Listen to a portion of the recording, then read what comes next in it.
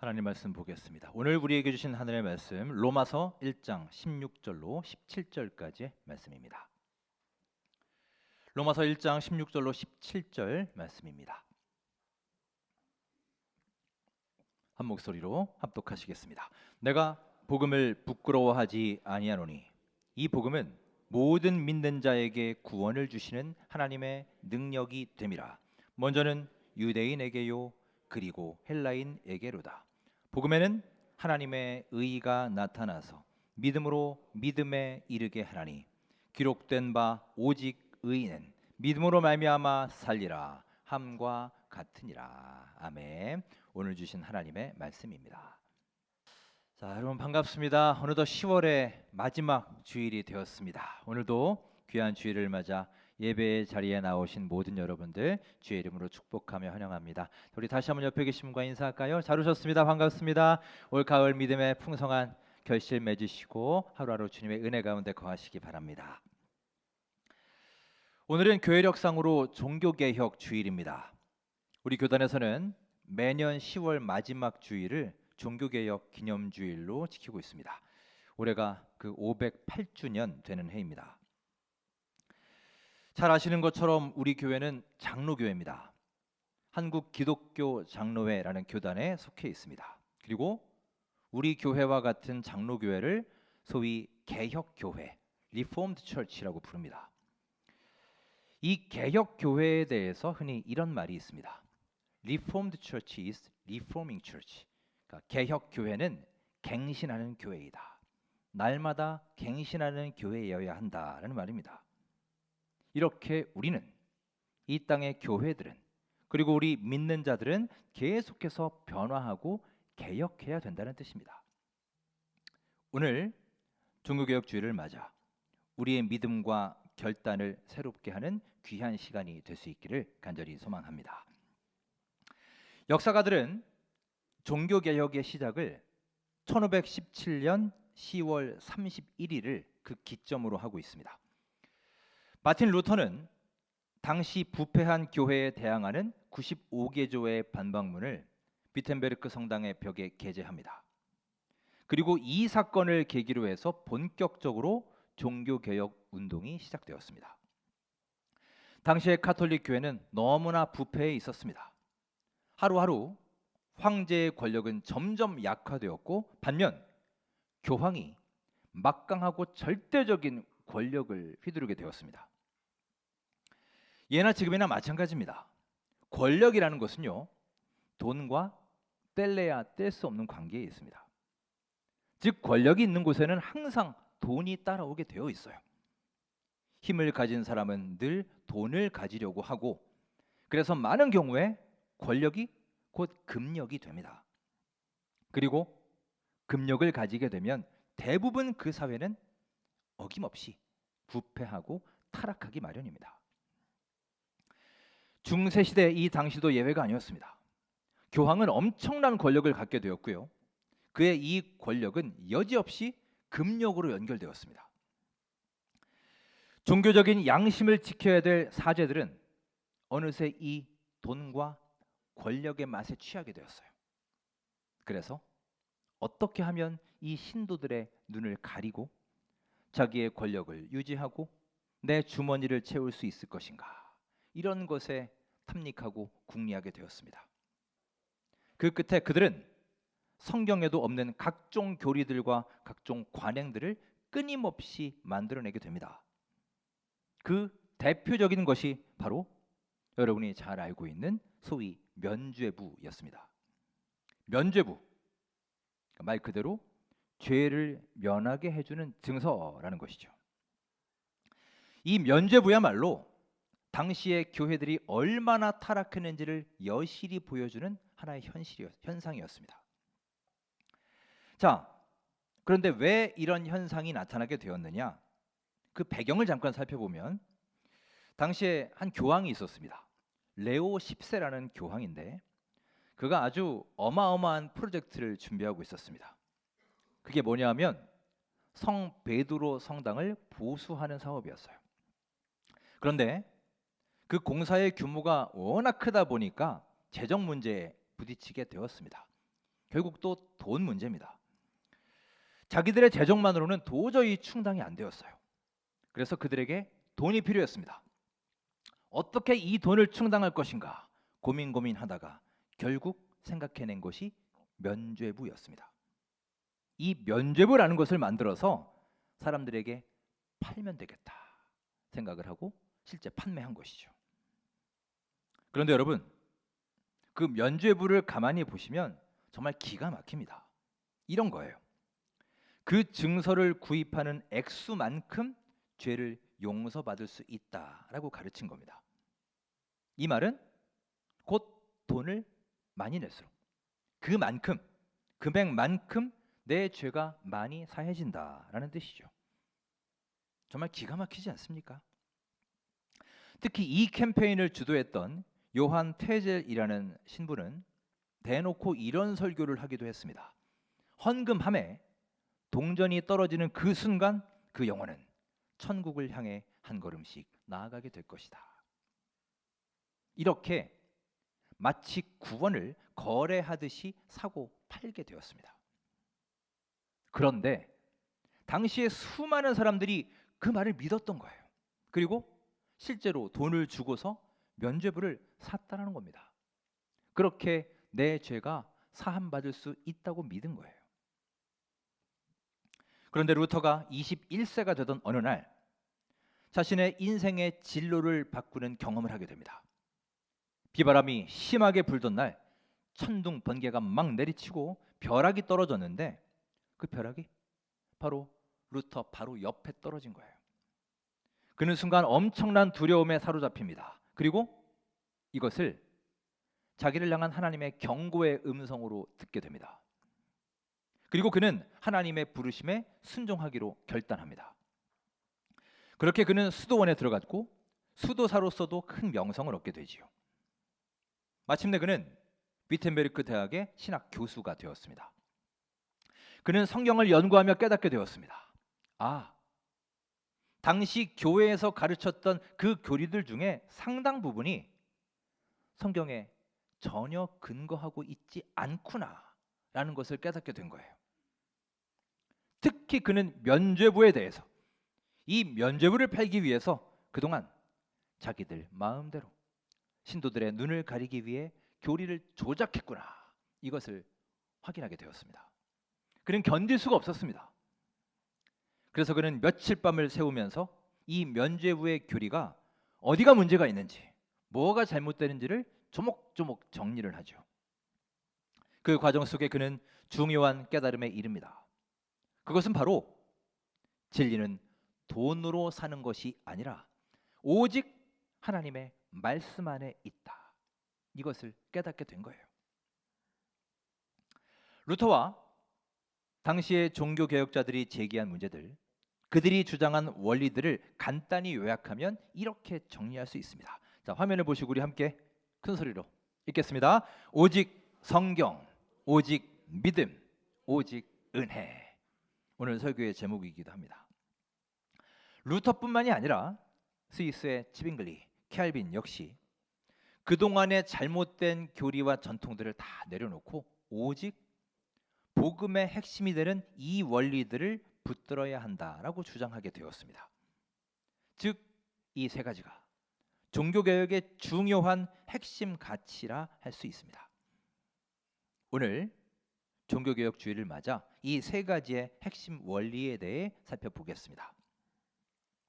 그 첫 번째 원리는 바로 오직 성경, 솔라 스크립투라입니다. 우리의 믿음과 실천의 유일한 기준이 바로 성경 말씀이 되어야 한다는 것입니다. 참으로 당연한 말처럼 들리겠지만 이 당시의 상황은 전혀 그렇지 않았습니다. 교황의 한마디 말이 하나님의 말씀보다 훨씬 더 권위 있게 받아들여지던 시대였어요. 그래서 성경 어디에도 나오지 않고 근거도 없는 면죄부라고 하는 듣도 보도 못한 증서를 팔아서 죄를 사해 주곤 했던 것입니다. 그러면 어떻게 이런 일이 가능했을까요? 이유는 간단합니다. 그것을 명한 교황의 말이 성경의 권위를 능가했기 때문이에요. 여러분, 이렇게 다른 무언가가 성경의 권위를 밀어내고 그 자리를 대신 차지하게 될 때, 이렇게 어이없고 어리석기 짝이 없는 일들이 우리의 삶에 실제로 일어나게 되는 겁니다. 우리도 그리 될 수 있습니다. 우매해지는 거예요. 여러분, 성경이 무엇입니까? 하나님의 말씀이 무엇입니까? 성경에 대해 잘 알려주는 말씀이 있습니다. 우리 디모데후서 3장 16절 말씀 함께 읽겠습니다. 모든 성경은 하나님의 감동으로 된 것으로 교훈과 책망과 바르게 함과 의로 교육하기에 유익하니. 아멘. 성경에 대해 말하고 있습니다. 여러분, 성경은 무엇으로 되었다고 했나요? 하나님의 감동으로 되었다고 했습니다. 그저 누군가가 기록한 하나의 유익한 책, 읽기에 참 좋은 삶에 필요한 무슨 금원집 같은 것들이 아니에요. 여기에서 하나님의 감동으로 되었다라는 말이 무슨 뜻이냐? 영어 성경에 보면 이 구절을 이렇게 번역합니다. All scripture is, 모든 성경은 God breathed. breathe라는 말이 호흡하다, 숨을 쉰다라는 말이죠. 즉, God breathed라고 했으니 하나님이 숨을 토해내듯이 그렇게 한 글자 한 글자를 정성껏 기록하여 이 세상에 주신 것이 바로 하나님의 말씀이라는 것입니다. 따라서 여러분, 성경은 하나님의 호흡과 하나님의 숨결이 담겨 있는 것이고요. 그렇게 세상 그 어느 것으로도 대체될 수 없는 무한하고 커다란 가치를 갖고 있는 거예요. 하지만 여러분, 오늘날의 교회는 어떻습니까? 또 우리 크리스찬들의 모습은 어떤가요? 우리의 삶에, 우리의 교회에 성경의 권위가 많이 무너지지 않았습니까? 다른 것들이 성경의 자리를 대신 차지하고 있습니다. 수많은 교회에서 각종 프로그램들과 수많은 편리 시설들, 교육 시설들, 좋은 방송 음향 시설들, 또한 휴식 시설들, 어느새 우리는 이런 것에 더 관심하고 있지 않습니까? 또한 여러 학문들, 경영학, 경제학, 통계학, 심리학, 이런 학문들이 어느새 성경의 자리를 대신하고 있습니다. 물론 저는 이런 학문들이 필요 없다는 뜻이 아닙니다. 오해하지 마시기 바랍니다. 적절히 잘 활용할 때 이것들은 훌륭한 도구가 될 수 있지만 우선순위가 바뀌어서 그것이 성경을 대체하거나 성경보다 먼저가 되어서는 안 된다는 것입니다. 우리 교회가 지금 전교인 말씀 통독 90일 중에 있습니다. 이제 이번 주에 구약이 끝나지요. 이제 신약으로 들어갑니다. 15주 중에 이제 12주 차이니 이번 주가 지나면 이제 5분의 4, 80%를 마치게 됩니다. 여러분, 우리가 왜 말씀을 듣고 또 듣고 읽고 또 읽고 묵상하고 가까이 해야 될까요?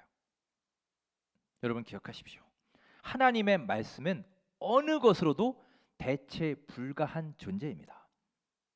만일 다른 무언가가 말씀을 대신하는 순간 그것이 곧 이 시대의 새로운 면죄부가 되는 것입니다.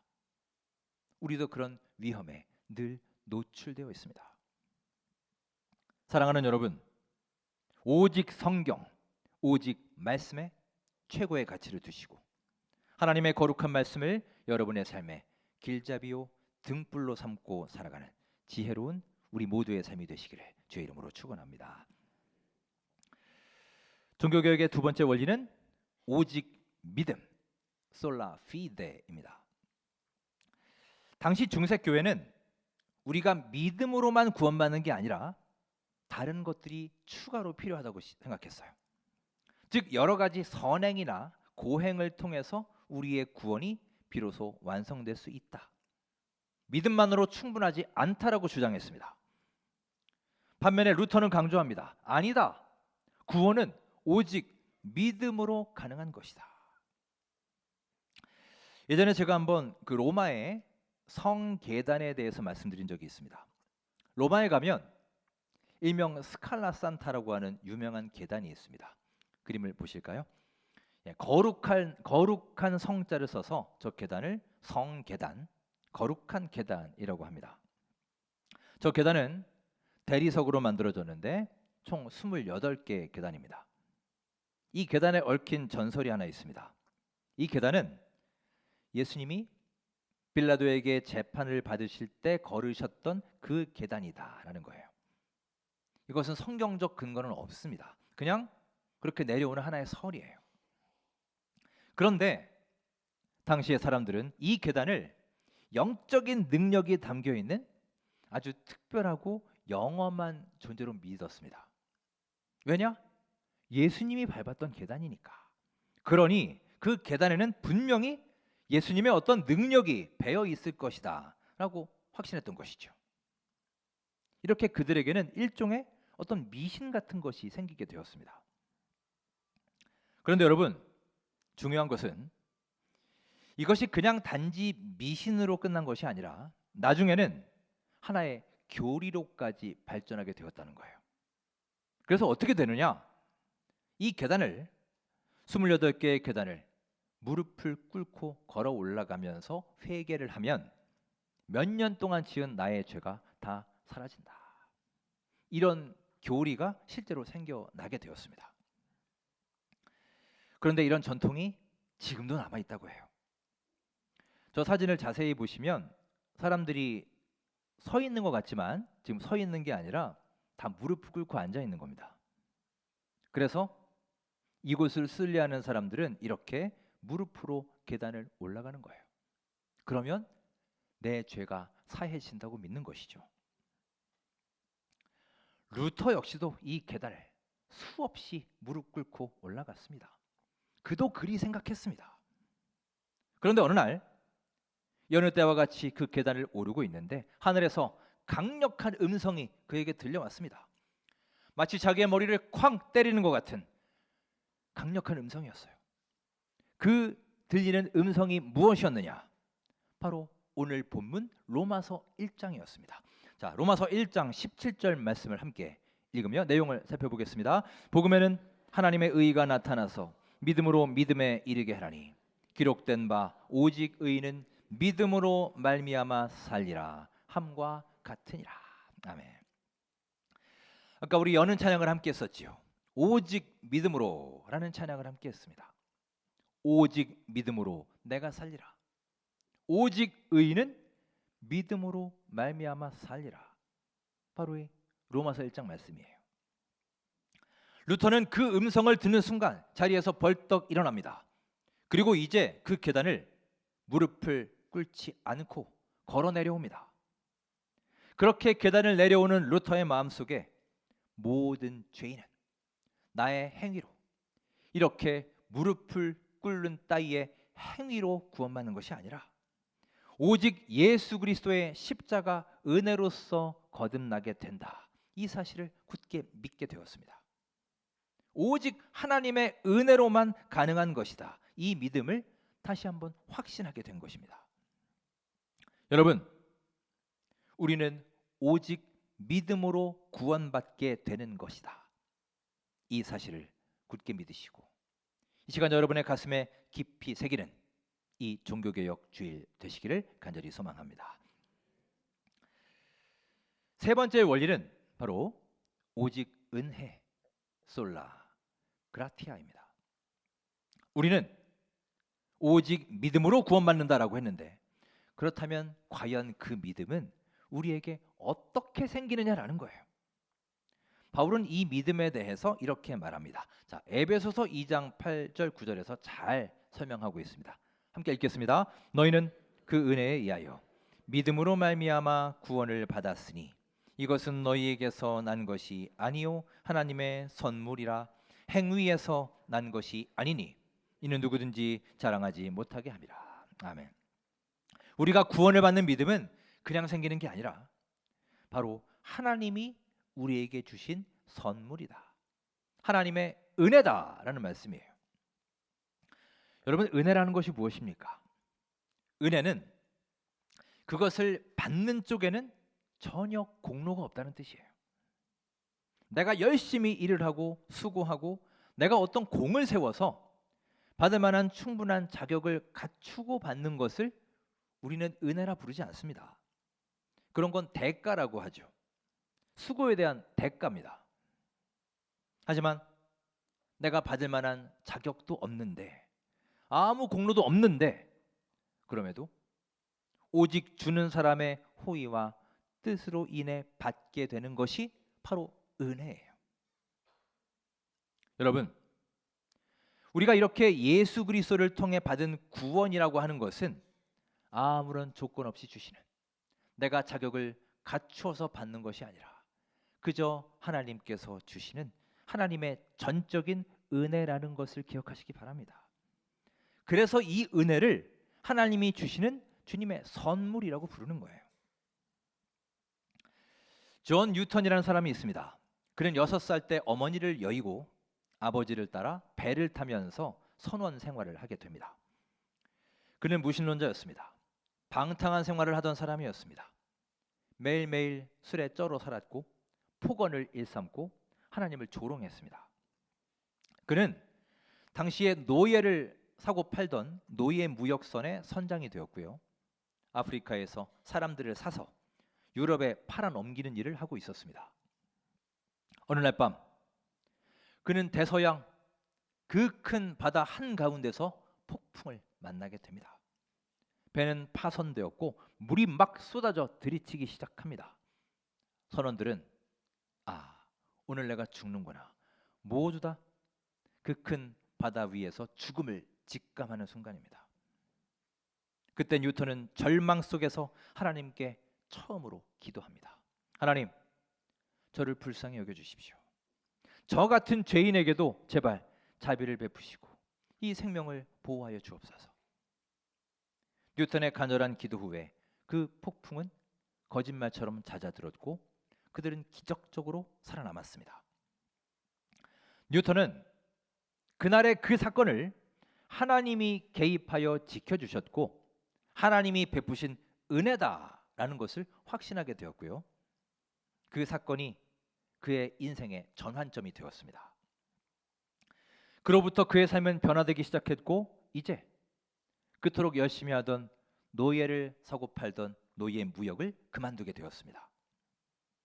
후에 그는 영국 성공회의 목사가 되었고 그날 밤 폭풍 속에서 경험했던 하나님의 놀라운 은혜를 시로 써내려갔습니다. 그 시가 바로 전 세계에서 가장 사랑받는 찬송인 Amazing Grace, 우리 찬송가 305장 나 같은 죄인 살리신입니다. 그 찬송에서 이렇게 노래합니다. 나 같은 죄인 살리신 그 은혜 놀라워. 잃었던 생명 찾았고 광명을 얻었네. 은혜에 대해, 놀라우신 은혜에 대해 노래하고 있어요. 나를 살리시고 나에게 생명을 주신 하나님의 은혜를 찬양하고 있습니다. 즉 내가 이렇게 살 수 있는 것이 Amazing Grace, 놀라우신 하나님의 은혜다라는 고백입니다. 여러분, 이 하나님의 은혜에 대한 고백이 하루하루 여러분의 입술로 또 마음으로 터져나오는 귀한 삶이 되시기를 주님의 이름으로 축원합니다. 사랑하는 여러분, 우리가 예수님을 알기 전에 우리의 상태는 어떠했습니까? 내가 주님을 모를 때 내 삶을 한번 떠올려 보십시오. 세상 풍조를 쫓아갔지 않습니까? 불순종하지 않았나요? 나의 정욕을 따라, 눈앞의 유익을 따라 급급하며 살지 않았습니까? 이게 우리의 모습이고 우리가 그런 상태였습니다. 하지만 여러분, 그런 우리에게 하나님이 구원의 길을 열어주신 거예요. 나에게 그럴 만한 자격이 있어서가 아닙니다. 오직 하나님의 은혜로 인해서 우리는 그 자격, 거룩한 자격을 얻게 된 거예요. 예수님을 통해 구원의 문이 열리는 과정에서 우리가 한 일은 아무것도 없습니다. 전적으로 하나님이 우리에게 주신 은혜이며 선물입니다. 하나님이 나를 너무나 사랑하셔서 예수 그리스도를 보내주셨고 그분을 통해 죽을 수밖에 없는 우리를 살려주신 것입니다. 이 모든 것이 Amazing Grace, 놀라우신 하나님의 은혜라는 것입니다. 그 은혜를 항상 기억하고 감사와 순종의 마음으로 살아가는 우리 모두의 삶이 될 수 있기를 소망합니다. 종교개혁주의를 맞아 개혁자들의 가슴 속에 담겨진 세 가지의 원리에 대해 함께 묵상했습니다. 자, 기억나세요? 세 가지 뭐죠? 첫째, 오직 성경으로. 둘째, 오직 믿음으로. 마지막, 오직 은혜. 오직 성경, 오직 믿음, 오직 은혜. 이 원리와 고백을 통해 여러분의 삶의 방향과 목표가 명확히 정해질 수 있기를 간절히 소망합니다.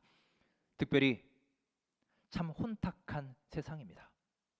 우리가 중심을 잡지 않으면 정말 망망대해에서 길을 잃기 쉽습니다. 이 세상 속에서 내 삶의 중심을 잡고 내 욕심과 유익을 위한 삶이 아니라 하나님의 영광을 위해서 살아가는 귀한 삶이 될 수 있기를 간절히 바랍니다. 그리하여 마지막 날 하나님 나라에서 주님 앞에 섰을 때 하나님의 큰 칭찬을 받을 수 있는 우리 모든 주의 백성들 되시기를 주님의 이름으로 축원합니다.